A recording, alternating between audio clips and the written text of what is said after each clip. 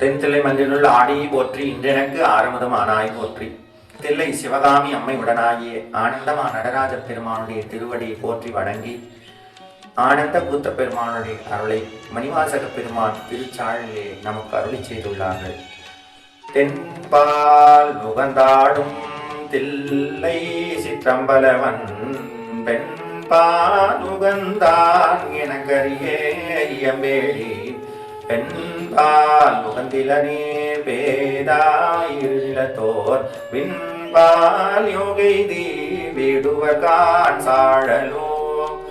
இப்படி பெருமானே பராசக்தியாகவும் பரமேஸ்வரனாகவும் அம்மை அப்பராக இருந்து இல்லற தர்ம நெறியை நாம் வாழ்ந்து காட்ட வேண்டும் என்று, சிவபக்தியோடு நாம் வாழ்ந்து காட்ட வேண்டும் என்று சிவபெரும் பொருளே நமக்கு காட்டியிருக்கின்றார். ஆலவாய் சொக்கநாதனாகவும் மீனாட்சி அம்மையாகவும். அப்படி நாமும் இல்லற நெறியில் இருந்து ஈசனுடைய திருவடியை திருக்கோயில் பணிகளையும் சிவனடியாருடைய பணிகளையும் ஓதுகின்ற அடியார்களுக்கு செய்ய வேண்டிய நாம் தொண்டுகளை செய்து நாம் வாழ்ந்தோம் என்றால் இல்லற தர்மத்தோடு இனிய வாழ்க்கையை இந்த இகபர சௌபாகியத்தோடு வாழ வேண்டும் என்றால் நடராஜ பெருமானை வணங்கி அவருடைய நமச்சிவாயத்தை சொல்லி சிவாலய திருப்பணியும் சிவனடியார் பணியும் செய்து நாம் விண்பால் யோகைத்து வீடுவர்கான் சாழலோ என்பது போல வீடு நெறி காட்டக்கூடிய அற்புதமான நெறியை நமக்கு மணிவாசக பெருமான் திருவாசகத்தில் அருளார். அதுபோல கணவன் மனைவியாக இருந்து இல்ல தர்மத்தோடு வாழ்ந்து